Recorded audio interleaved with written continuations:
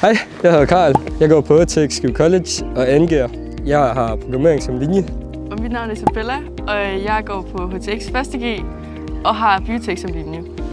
Og det her det er jo så vores hovedindgang til Skive College, men den bruger vi så knap så meget. Vi bruger mere bagindgangen, så lad os bare hoppe ind og kigge på den. Yes, så her er vi med vores anden indgang, som vi bruger tit som HTX'er. Så lad os bare komme ind.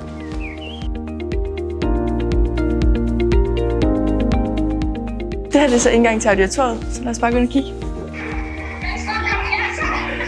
Herinde der sidder vi og har foredrag Og prøver.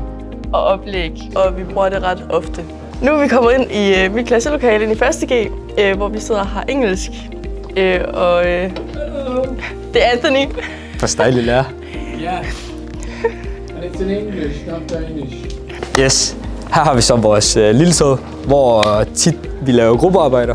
Og her kan vi se, at der er lidt tomt. Og der er tomt, fordi at der har været fest herovre for 3.G'erne, og der er i gang med at blive gjort rent, og alle gulve skal vaskes. Men der er normalt plads til, at både HTX og HHX kan være herovre. Nu vil vi vise alle vores værksteder, og det her det er så første værksted, som er træværkstedet og robotværkstedet. Programmeringslokale.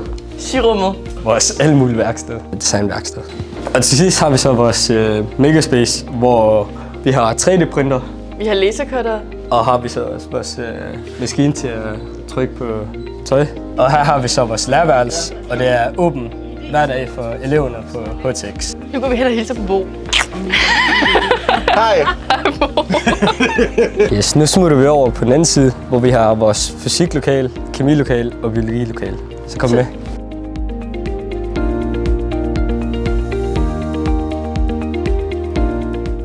Nu er vi så over i kemilokalet, hvor vi tager over og laver en masse forsøg og eksperimenterer med ting. Men du skal næsten lige se, hvad jeg lærte her den anden dag. Det glæder mig til at se. Wow, holy shit. Her er vi så ved vores biologilokale. Her laver vi så forsøg, og jeg tror Isabella vil gerne fortælle nogle af de forsøg, der bliver lavet.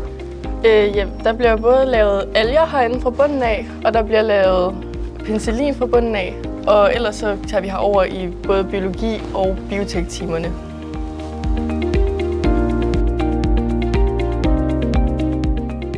Nu sidder vi over i fysiklokalet, hvor vi ofte har undervisning.